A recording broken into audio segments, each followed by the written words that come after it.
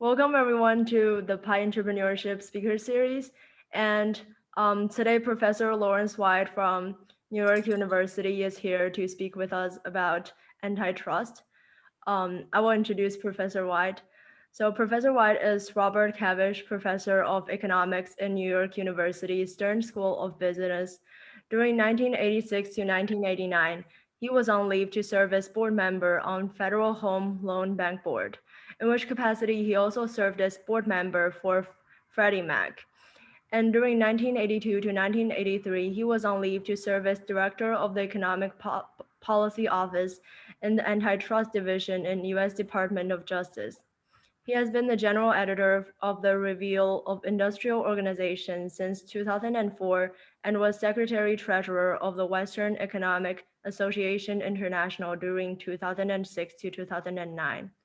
Professor White is the author of many books and articles in leading economics, finance, and law journals, and editor or co-editor of 14 volumes. He served on the senior staff of the President's Council of Economic Advisors during 1978 to 1979. He was chairman of the Stern School's Department of Economics from 1990 to 1995 and deputy chair from 2004 to 2016. He has been the coordinator for Stern's Economics Ph.D. program since 2017. And Raylan will talk about the logistics of the talks.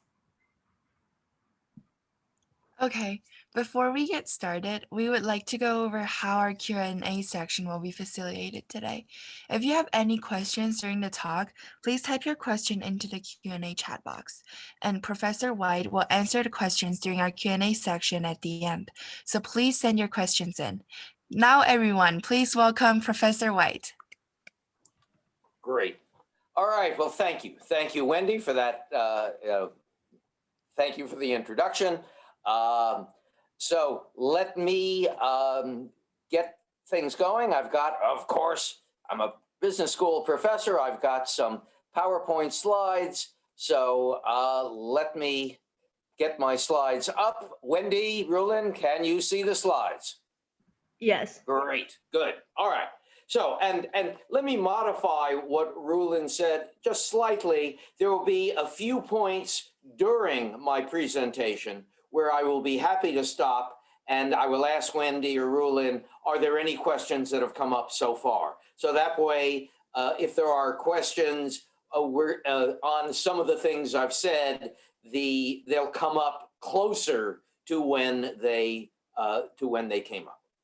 So Wendy has already said a few things about who I am, what I've done. This tells you a little bit more. As you can see, I've worked in Pakistan and Indonesia. I taught at Princeton. I've been at Stern since 1976. All of you, I'm sure, can do the math.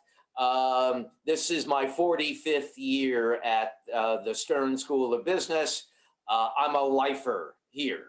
I've served in the US government, as Wendy indicated, and at the bottom is the kind of research I do. So I'm a business school professor. I'm going to tell you what I'm going to say. I will say it, and then I will tell you what I said.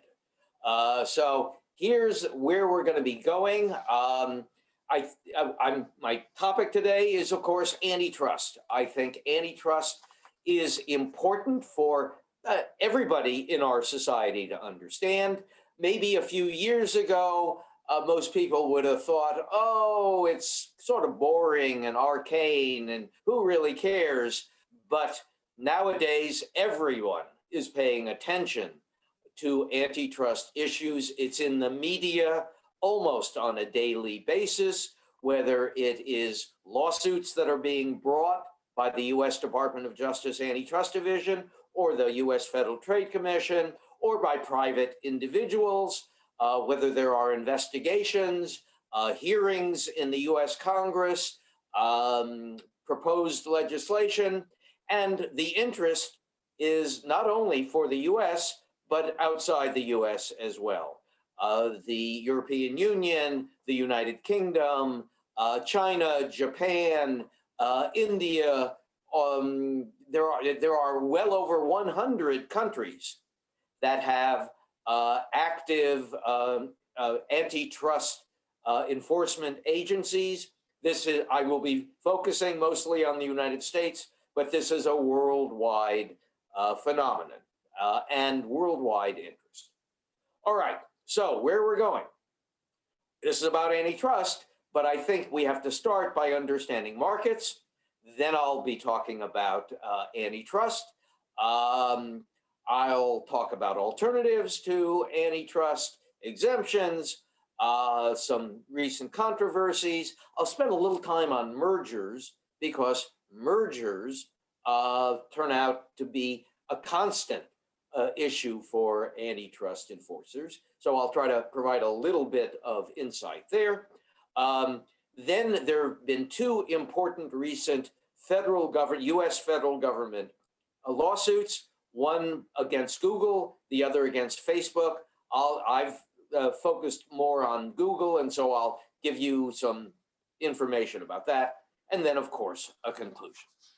So whenever I talk about markets, this is the kind of diagram, if anybody has had any microeconomics in his or her coursework at any level of economics, increasingly is being taught at the high school level, he or she will have seen a supply and demand diagram that looks roughly like this. And along with the demand curve, the supply curve, the equilibrium price and the equilibrium quantity, usually there will be pointed out, hey, all of this area here is what we would call consumer surplus, CS, the difference between what people were willing to pay, as indicated by their demand curve, and the price they actually paid. And that difference is a surplus, a rough and ready measure of well-being for people who wanted to demand to buy this product.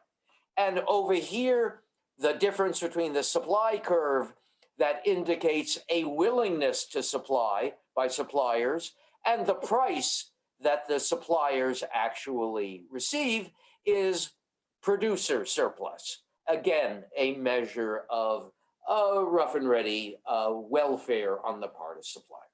All right, so that's the standard diagram. If you haven't already seen it in your very first economics course, I assure you, you will see something like this. So that's a market.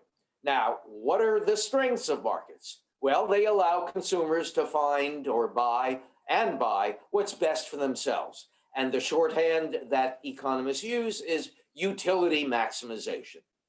Markets allow producers to produce and sell what they are best at doing. And again, profit maximization. Notice that word maximization. It's an important part of the way economists look at the world. And in this profit maximization process, the entrepreneurs are encouraged to reduce costs, to become more efficient, and encouraged to innovate. Because if they can come up with a new idea, that will allow them to establish a new product, and they hope to attract buyers to that product. And markets maximize the sum of consumer surplus and producer surplus. And anybody who, and there are lots of people who will wax rhapsodic, who will get all excited about what a great thing markets are. And when they do, whether they've had formal training or not, it is something like this that they are praising. In addition, markets are decentralized. Central direction isn't needed. It's the consumers, it's the producers figuring out what works best for me on the demand side, what works best for me on the supply side, and they come together in markets. Central direction isn't needed, and it economizes on the use of information.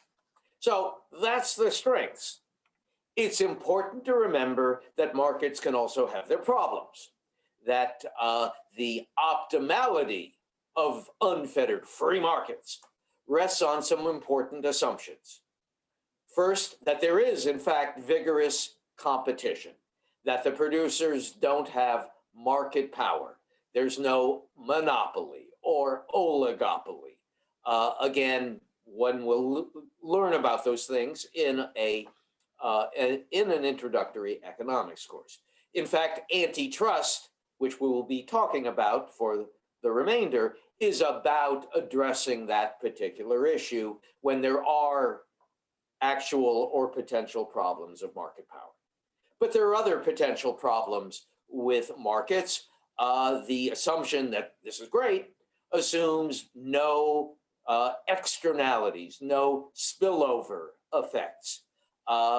Nowadays, we've become really sensitive to issues like global warming, which is a negative externality problem, or even the COVID problem, the transmission of communicable diseases from one person to another is a negative externality problem.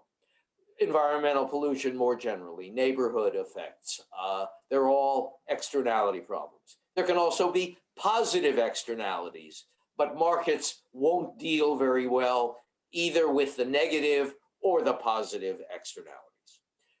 Another important assumption, no information symmetries. Sellers know, and for example, it is not the case that sellers know more about their product than do buyers. There's the market assumption, everybody knows everything. And of course, there's an important assumption, everybody knows his or her own interests, that people are making reasoned choices when they decide to buy something or not buy something, when they decide to produce or not produce. And then finally, and this again is something that in the last decade we have become much more sensitive to, the markets are agnostic about who are the winners, who are the losers, what the income distribution of the market process turns out to be. Markets don't care. They're just trying to do that maximizing process, do the best they can for themselves. So, Wendy, Rulin, let me stop here. Have any questions come up so far? Okay, we're good to go? Good to go. All right. So, I'm now going to do a quick overview. What is antitrust? They are laws and policies to deal with the creation or enhancement and the exercise of market power. And it can, monopoly or oligopoly, market power by a handful of companies are the focus of antitrust.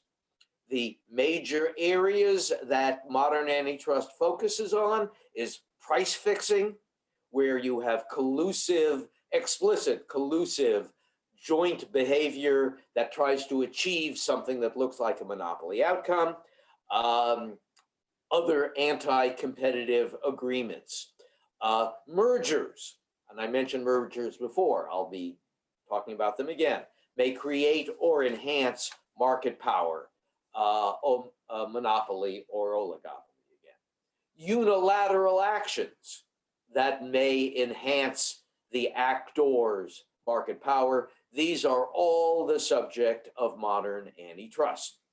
Notice, and I've put it as a separate bullet point, I've underlined it. Antitrust is not about pure size. It's about market power, not pure size. There can be large companies that do not have market power because they are in even larger markets, or their size is spread across multiple markets so that in any individual market, they don't have market power. Or on the other side, even a small firm might have market power if its market is relatively small. So again, it's about market power. Further, I mentioned all the other market failure problems that can arise with markets. Antitrust doesn't deal with those. It's only about market power. Now, as I mentioned earlier, well over 100 countries have antitrust enforcement agencies. Often outside the US, you see the words competition policy rather than antitrust. Antitrust is a special US focused word. Competition policy, we're talking basically the same thing. Now, of course, I mentioned antitrust, I mentioned monopoly, and how can I not mention provide this symbol from the board game Monopoly. Most people have seen something like this. And finally, I'm not going to spend a lot of time, but like that supply and demand diagram I just showed you a few minutes ago, this is the standard monopoly diagram, where here is the demand curve. Here are costs. Whoops, sorry, shouldn't have done that. The cost curve, which in a competitive industry would be identical to the supply curve. And in a competitive industry, we would have a large quantity QC. We would have a competitive price PC that would cover costs, including a normal profit, a normal competitive profit on invested capital. But a monopolist, by restricting supply, is able to charge a higher price and thereby earn monopoly profits, which one could see as a transfer from consumers. And in addition, and again, this goes into gets a lot of attention in a microeconomics course. There is a loss of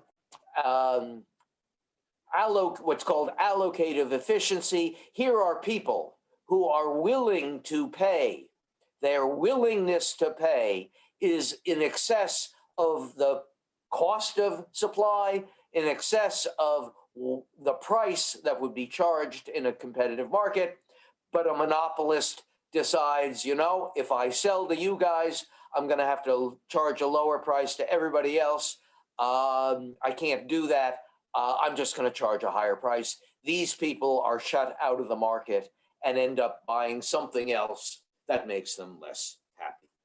So that's the basic story. And this belief about the difference between monopoly and competition is basically the belief that drives virtually all antitrust competition policy enforcement, not only in the United States, but around the world.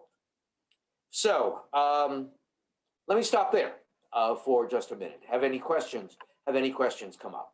Wendy, Rulin, anything? Yes, there's one. Okay, good. It says, do laws and policies that government adopt to prevent monopoly go against the rule of the invisible hand? Good question. Okay. Good. Let's come back here. The invisible hand is operating in this kind of environment. The invisible hand is a phrase that Adam Smith first used in his magnificent treatise in 1776, the same year as the American Declaration of Independence. And he used the phrase invisible hand to describe how we have these suppliers who are ending up doing well by the market, doing well by the consumers, not because they are benevolently inclined. No, they are trying to maximize their own profits. But in the competitive process causes their efforts to work out for the larger good. That was Adam Smith's really important and very useful insight. The problem is if we do not have that competitive process, if we instead have market power, then the invisible hand is no longer working so well. So that's a good question to ask. I think it's important to understand the invisible hand is about a competitive process. Here we've got a problem with that competitive process. All right, so let me go on, say a little more about antitrust. Its origins go back to 1890, the Sherman Act, which addressed price fixing and monopolization. It was supplemented in 1914 by the Clayton Act, which addressed mergers and what's called vertical restraints, limitations that either a seller imposes on a buyer or a buyer imposes on a seller as part of the contractual arrangements between them. It also addressed price discrimination. In addition, the Federal Trade Commission, which is the other important enforcement agency besides the US Department of Justice, was created by a separate act in 1914. In addition, individual states have antitrust laws, and only after World War II did the idea of antitrust competition policy spread gradually to most other markets-oriented countries. And the UK had its first legislation in 1948. The European Union, the first version of the European Union, the Common Market, had something in the 1950s, but didn't get serious about it till the 1980s. China, about 15 years ago, got its first competition law. Japan got its competition law after the Second World War. And nowadays, over 100 countries have competition policy laws. All right, in the United States, what's covered? Price fixing and other anti-competitive agreements, collusive, smoke-filled room agreements, efforts and efforts to form and the actions of cartels. So price fixing. And anti-competitive agreements. I will be coming back to that later when I talk about the U.S. Department of Justice suit against Google. Monopolization, predatory or exclusionary actions that protect or enhance market power. Being a monopoly just by itself is not considered to be an actionable offense under the U.S. antitrust laws. There's got to be something more, some predatory and or exclusionary actions. Mergers, and by mergers I mean what the finance people call M&A, mergers and acquisitions, or even joint ventures that have the potential to create or enhance market power. I'll be spending a little more time on that later. Vertical restraints, the buyer-seller relationships that would have the effect of enhancing market power, and unfair methods of competition, which is part of the law that created the Federal Trade Commission. And what are unfair methods of competition? Well, basically any of the above. How is it enforced in the United States? Well, the US Department of Justice, Antitrust Division, is one of the two federal enforcers of antitrust. They bring criminal suits for price fixing. And let me emphasize, this is a felony offense. Men and women go to jail for engaging in price fixing. And nowadays they can be, serious jail terms. And there are large fines for companies that can go into the hundreds of millions of dollars if they are convicted of price fixing. The Justice Department can bring civil suits for other issues, injunctions stop a merger, structural, as we'll see, the US versus Google is a civil suit. They're trying to stop some practices. It used to be the case, and there is some popular sentiment and some legislative sentiment for bringing back into the antitrust toolkit a break them up, a more structural approach, which was historically more important, has become nowadays much less so. But we may see a revival of that.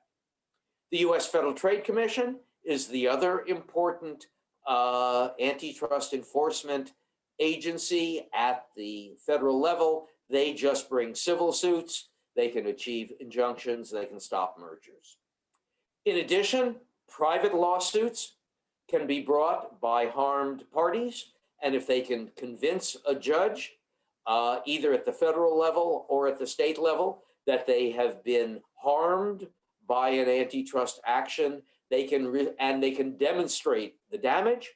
They can receive a treble amount. If they can show a damage of $100, they can, and they've gotten the court to agree, they can receive $300 as the outcome of their lawsuit. And we're going to be seeing more of this in the news. Goes back a couple of years, Supreme Court case that involved Apple's App Store. The purchasers of apps through the Apple App Store sued Apple, saying you are taking advantage of your monopoly power. The 30% fee that you charge is way above a reasonable price. And the Supreme Court said it had gone to the court on a jurisdiction matter. Can these people actually bring a suit? And the answer the court said is yes. So now it's back in the lower courts. We're going to be hearing more about this case in coming months. In addition, state attorneys general, on behalf of their citizens of their state, can bring civil suits as well. Finally, there are two things more I want to say, and then I'm going to stop again. There are alternatives to antitrust. We can think of things like public utilities, local electricity, natural gas, water, landline telephone, all of which are typically delivered by a single company. In the absence of any kind of regulatory restraint, that local company would really be able to exercise substantial market power. Think about where you buy your household buys its electricity from. What alternatives do you have? Suppose the supplier of electricity had no restrictions on what it could charge.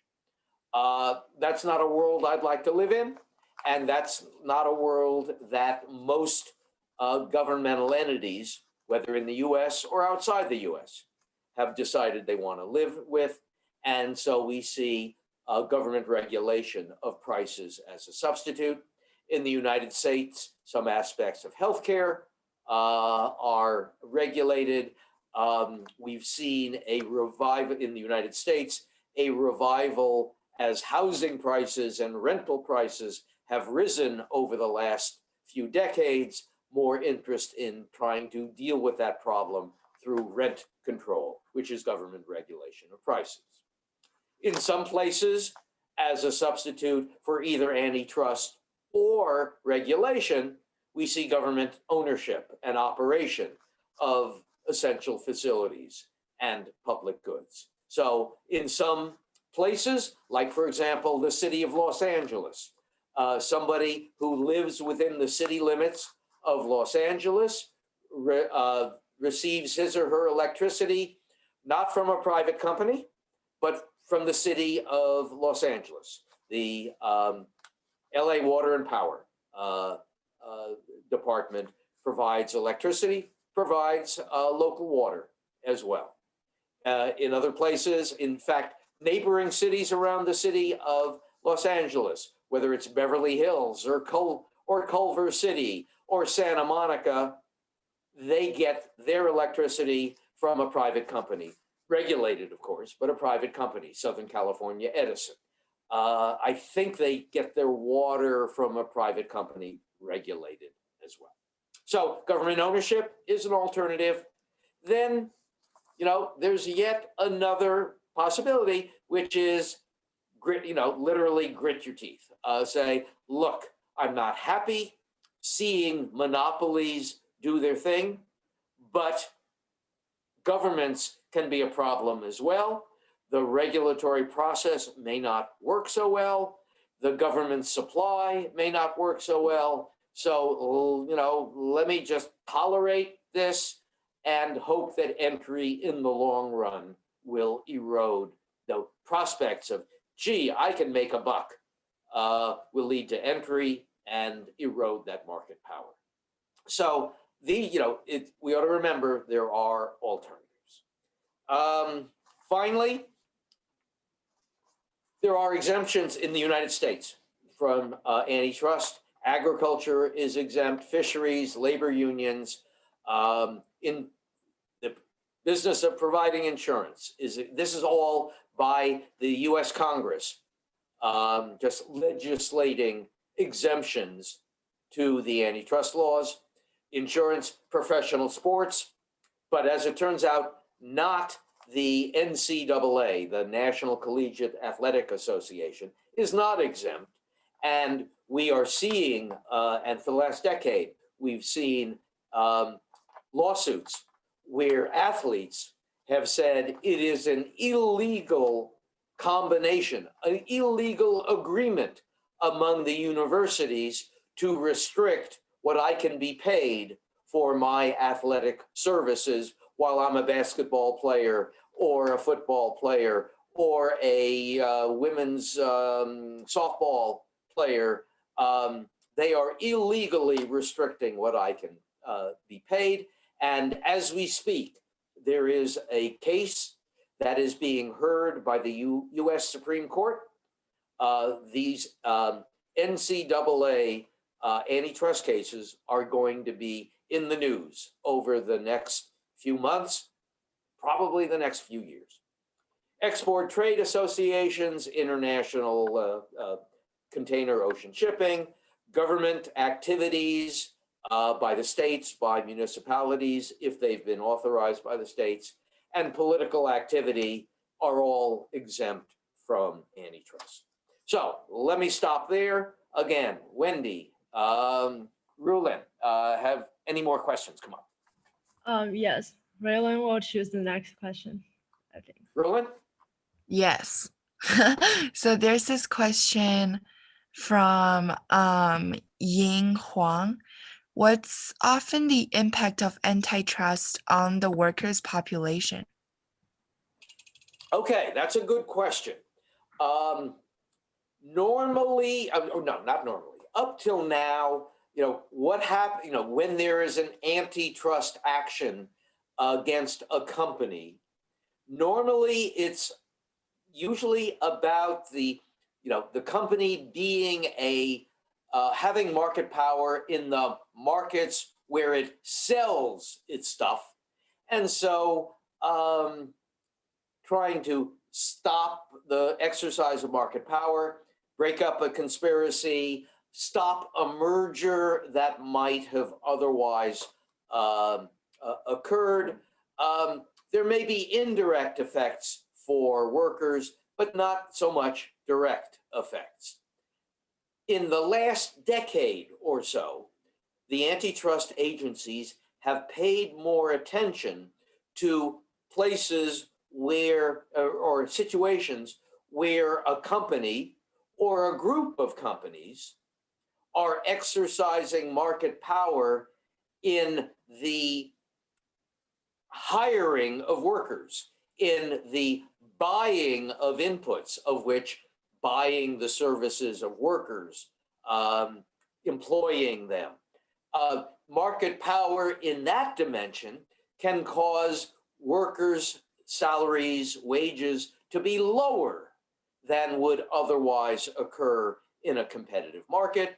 The Antitrust Division of the US Department of Justice is paying a lot more attention to those kinds of situations and is starting to tell, where they find either it's usually agreements among competing employers that they are not going to raise wages, or they're not going to compete for each other's workers.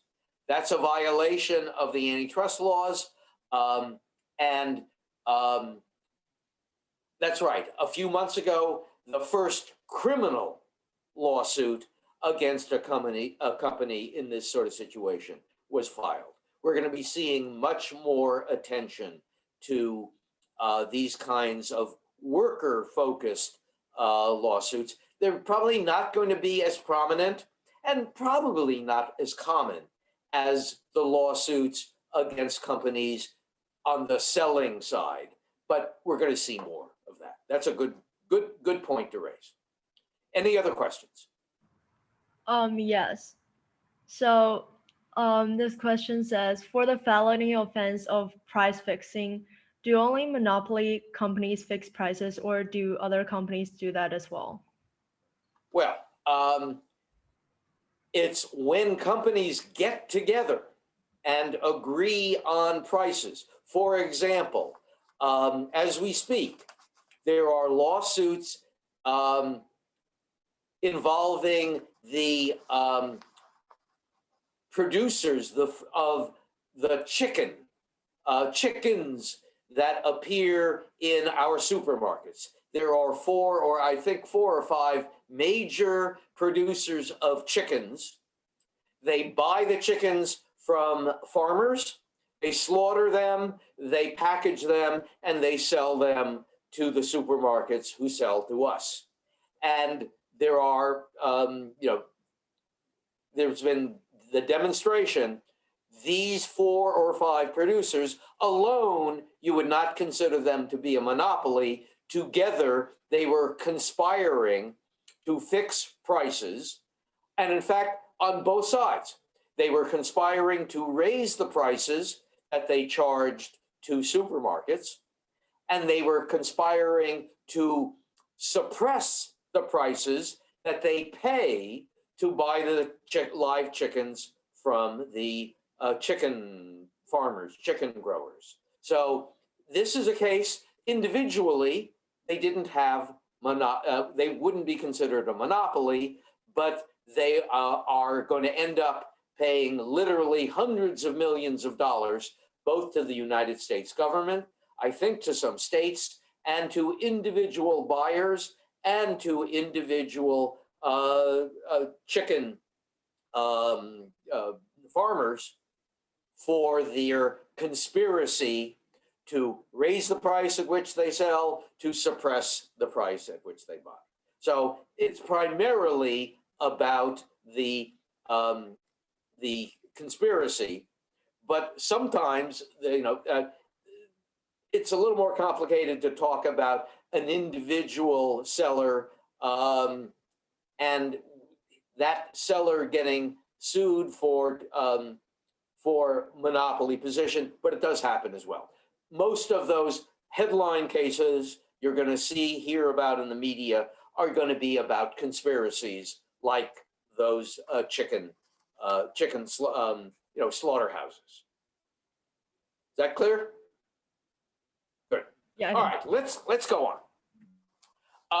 Just want to remind you, the stuff that's been in the media recently is going to continue to be in the media. The merger between AT&T and Time Warner, the merger between T-Mobile and Sprint. Most recently, Visa tried to merge with Plaid and was told by the US Department of Justice, we think this is anti-competitive. If you try to go through, we will challenge you in court. And Visa and Plaid backed off and they called off their merger. T-Mobile and Sprint, in fact, went ahead and succeeded despite a court challenge. the same for AT&T, Time Warner. The issue of two-sided platform markets, how to think about American Express, and when it is in the credit card business, it's trying to attract credit card holder customers, but also trying to have merchants who sign up to use and accept the American Express credit card. So the economists have used the phrase two-sided platform markets. American Express is a platform in trying to sign up users, the consumers, and on the other side, sign up the merchants. There's a lot of interesting economics that has been developed about that, and the courts are starting to wrestle with that issue. What to do about intellectual property, innovators, and now this comes back to the P.I.E. organization. Innovators, if they have a really good idea, can often get a patent from the US Patent Office, which gives them property rights in that idea for 20 years. If they are more creative on the arts side, whether it's music or literature or the visual arts or photography, can get a copyright. That's intellectual property as well.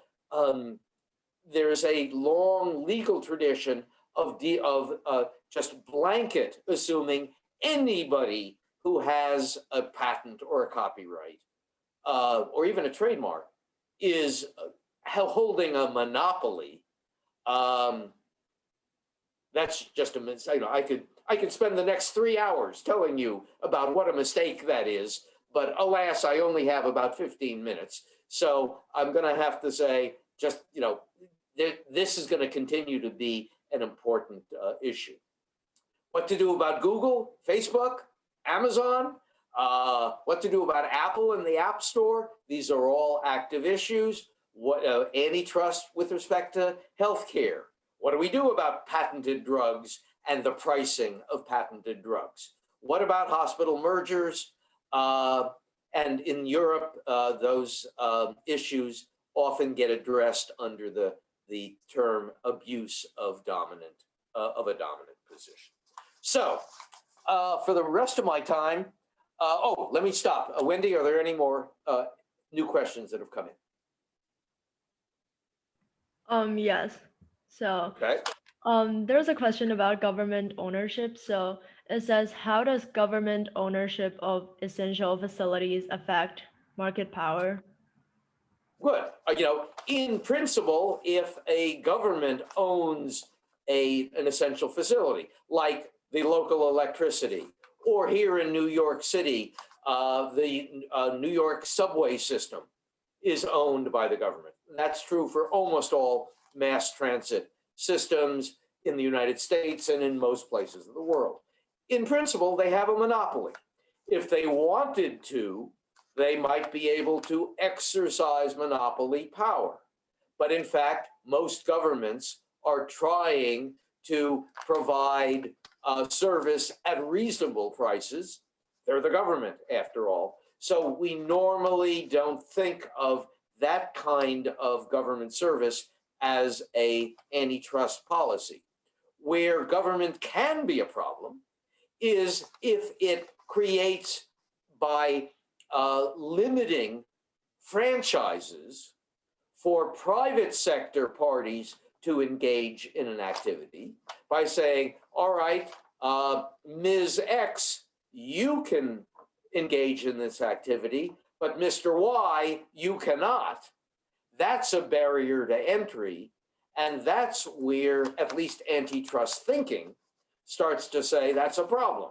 Now, whether that can be addressed by antitrust enforcers at a national level will depend on how the antitrust laws are interpreted. But just the government ownership of an essential facility, usually, even though potentially it might involve market power, usually the whole goal of government is to try to provide service at reasonable prices. All right, let me push on. There are just a few things. I want to remind you, mergers are a frequent topic in the media of government antitrust enforcers getting involved. And again, what's important here is not size. It's, will this merger create market power, or will it enhance? If there's existing market power, will it enhance that market power? In essence, will this merger make things worse?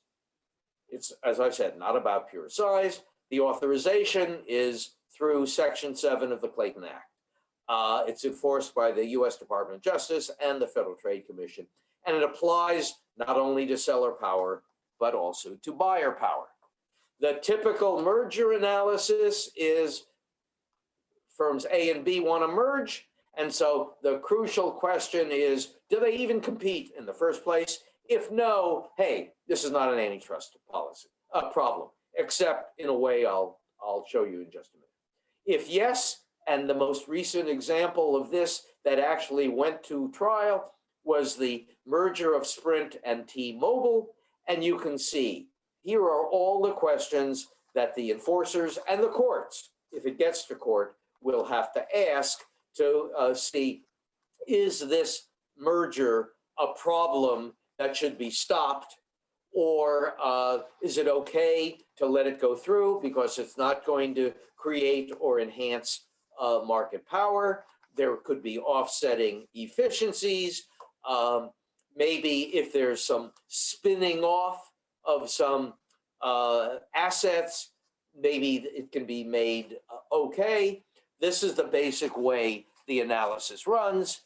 Then under that category, there are two versions. One is if the merger is happening in commodity markets, and then there's a standard analysis.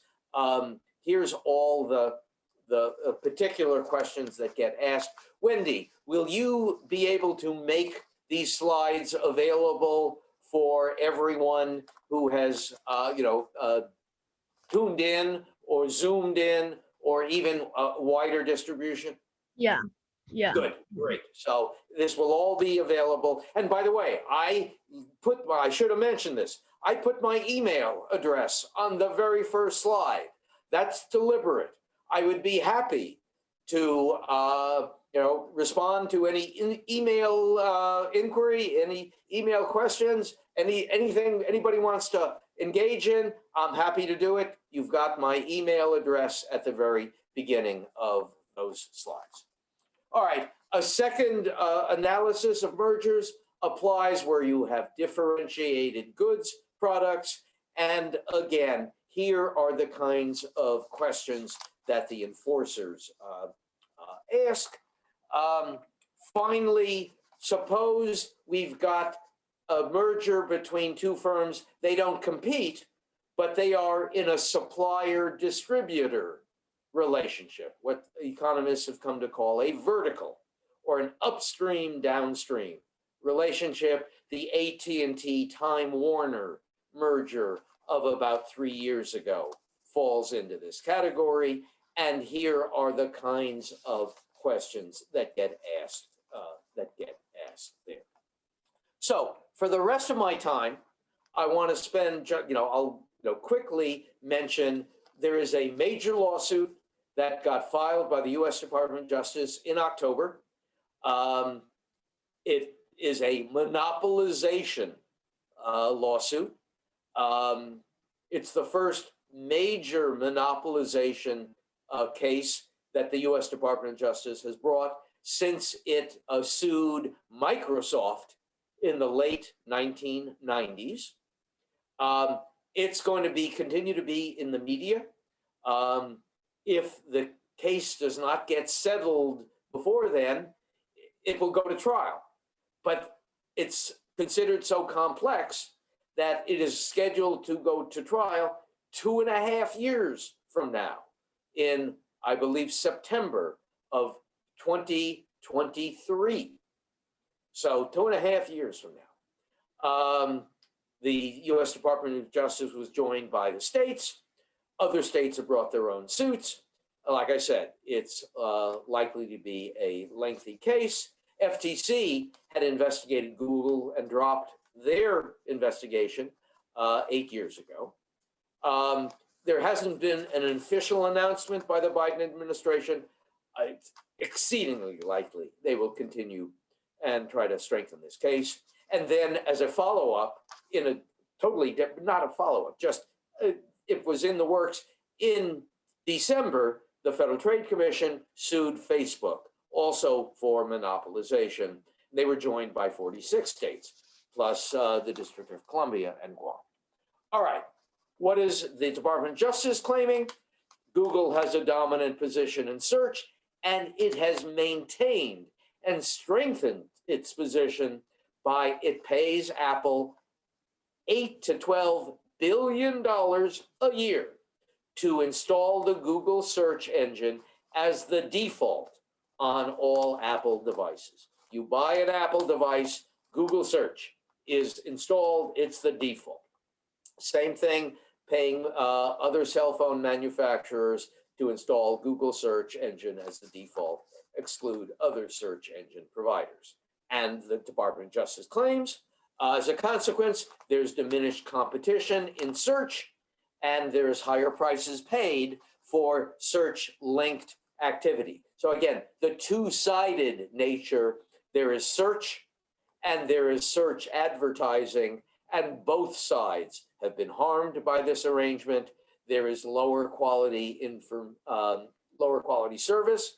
For example, not everybody is happy with how Google deals with the information that it gets in the search process, and arguably there's been reduced innovation. Google, of course, has responded. Hey, we have such a large share of search because users choose us. Nobody's forcing them, they choose us. We're just buying shelf space.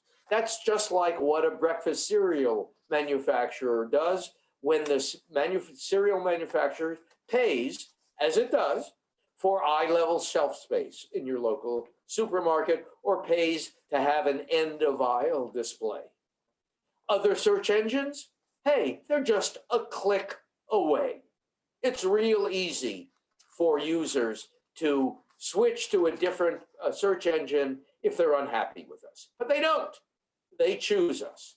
And besides, for specific kinds of search, the relevant competitors are not just DuckDuckGo or Bing, but specific sites. If people are looking for products, they may well search on Amazon and not on Google. If they're looking for news, they may look on Twitter. For travel, they may go to Expedia or Kayak or half a dozen other travel search places. For restaurant searches, they may go to OpenTable.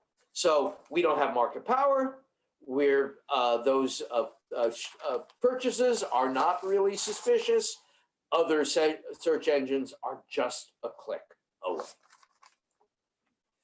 This is not going to be an easy case for the Department of Justice to win, because they're going to have to show consumers have really been harmed, and that may be difficult to show. The just a click away argument may be something that is difficult to overcome. And then the issue is, what do you do about this? What's the remedy? You can't just break up the company, because it's not like there are physical facilities to be spun off or separated into separate ownership that would compete with each other. That was, you could do that for Standard Oil in 1911, or for the old AT&T landline system in 1984. There are no physical facilities here. And it's an interesting question. Would a court forbid the contracts between Google and Apple of the way I've described? And let me just point out, there are going to be economists who are going to be and are already employed on both sides by the US Department of Justice, which has a staff of about 60 economists already, and I am sure they are hiring experts, and Google for sure will be and has hired experts. Last thing about Google, there's an intriguing possibility here that hasn't received a lot of attention, and I don't know, there's no, so far, factual support for the potential issue that I am raising, but it's worth thinking about. Now, nobody denies, Google doesn't deny, they were paying that amount to Apple. And, like I said, they said, we're just buying shelf space. We want our product to be prominent just the way Kellogg's wants their cornflakes to be prominent, or General Mills wants their Cheerios to be prominent. That's all. Well, right now, the Justice Department is saying, so, Google was paying for this exclusivity, so, that kept Bing and DuckDuckGo and Yahoo from becoming the default option. But suppose Google was paying Apple to deter them from Apple developing its own search engine. Ooh, at that point, if that were so, and again, I have to put everything in the conditional, then that becomes an anti-competitive agreement that Google is paying Apple not to compete in search. That has a much, shall we call it, smellier odor to it, and we don't know.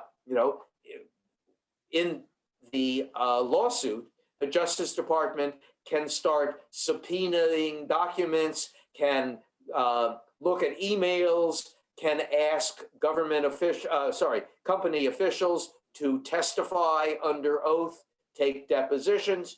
We'll see if anything like that comes up. If it were the case, there are going to be hefty fines that are going to run into hundreds of millions of dollars, maybe even more.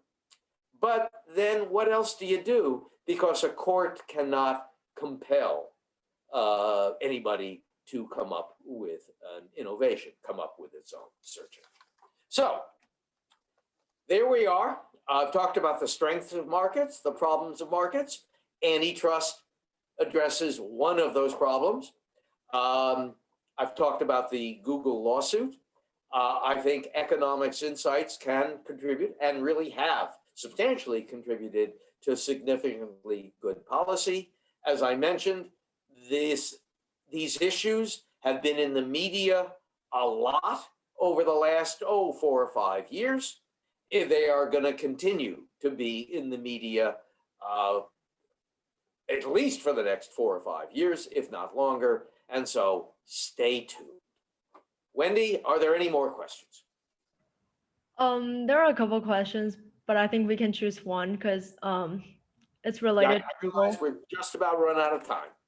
Yeah. So it says, why was Google said to have monopoly power in the advertising field, since advertisers still have many other advertising options, such as on social media?